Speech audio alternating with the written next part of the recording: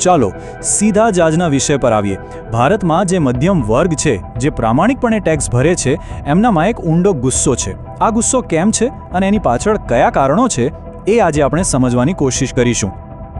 આ એક વાક્ય ઘણું બધું કહી જાય છે અને આજના આખા વિશ્લેષણનો આધાર પણ આ જ છે. ચાલો ઊંડાણમાં જઈએ અને સમજીએ કે આ ગુસ્સો ક્યાંથી પેદા થાય છે અને શું એ ખરેખર વાજબી છે.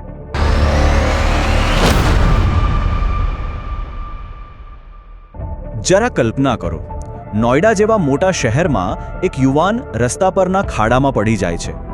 આ ઘટના પોતે જ ખૂબ દુઃખદ છે, પણ એનાથી પણ ખરાબ વાત એ છે કે વ્યક્તિ 2 કલાક સુધી મદદ માટે બૂમો પાડતો રહ્યો, પણ આખી સિસ્ટમ, આખું તંત્ર એને બચાવી ન શક્યું. અને આ કોઈ એક શહેરની વાત નથી. દેશના સૌથી સ્વચ્છ શહેર ગણાતા ઇન્દોરમાં નળમાં આવતું પાણી ઝેરી બની જાય છે અને એના કારણે 25 લોકો પોતાનો જીવ ગુમાવે છે.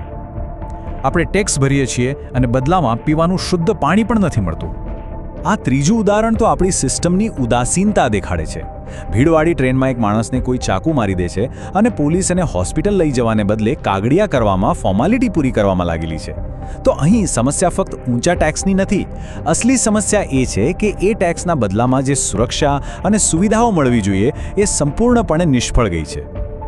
તો આ બધી ઘટનાઓ પછી મનમાં એક જ સવાલ આવે છે કે આખરે કરદાતાઓને એમના પૈસાના બદલામાં મળી શું રહ્યું છે?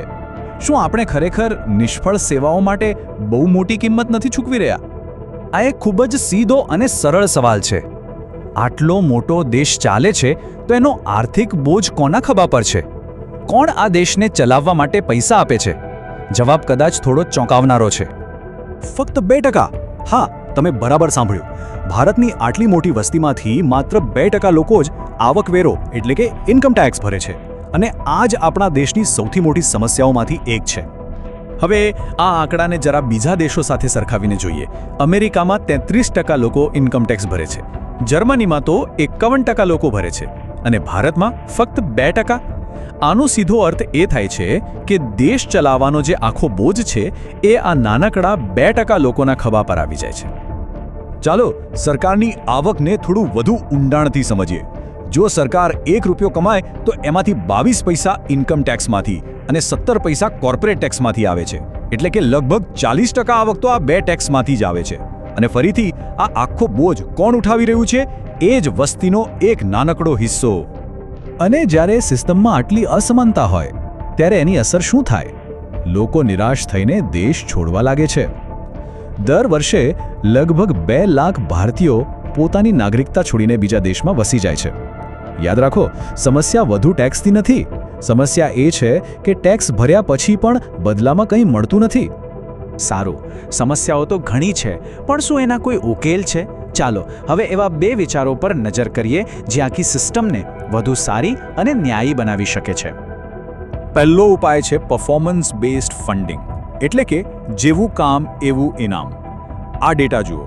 મહારાષ્ટ્ર જેવા રાજ્યો જે દેશની તિજોરીમાં સૌથી વધુ ટેક્સ ભરે છે, એ કેન્દ્રને દર ₹1 આપે તો એને બદલામાં ખાલી 8 પૈસા પાછા મળે છે, જ્યારે બિહારને દરેક રૂપિયા સામે ₹7 કરતાં પણ વધુ પાછા મળે છે.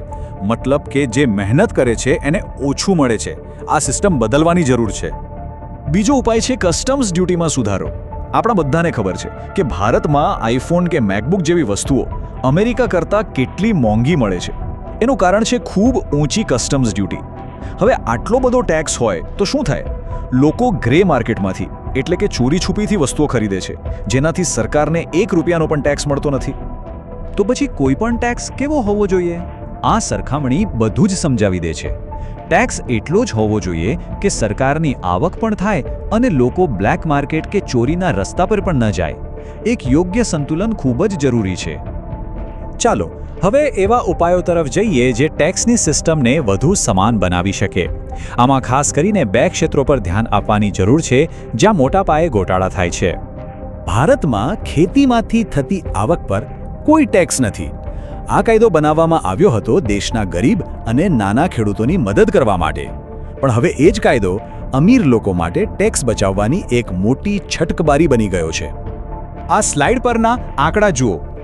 બેંગલુરુ દિલ્હી અને કોલકાતા જેવા મોટા શહેરોમાં સેંકડો લોકો એવા છે જેઓ દર વર્ષે 1 કરોડથી વધુની ખેતીની આવક બતાવી રહ્યા છે.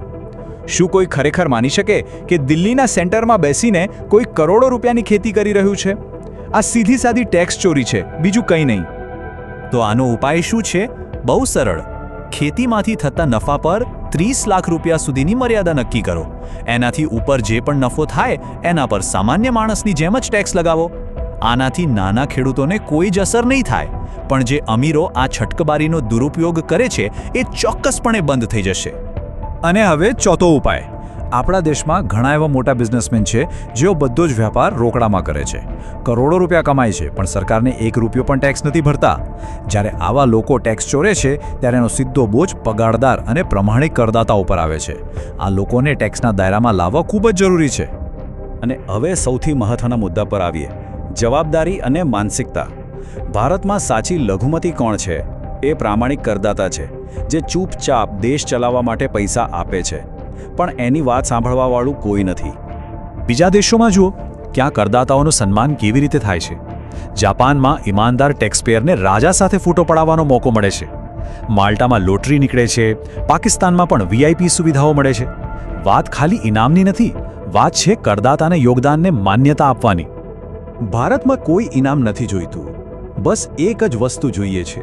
દરેક સરકારી અધિકારી, દરેક પોલીસકર્મી, દરેક નેતાના મનમાં આ એક વાત ઉતરી જવી જોઈએ કે એમનો પગાર, એમની સુવિધાઓ બધું જ કરદાતાના પૈસામાંથી આવે છે.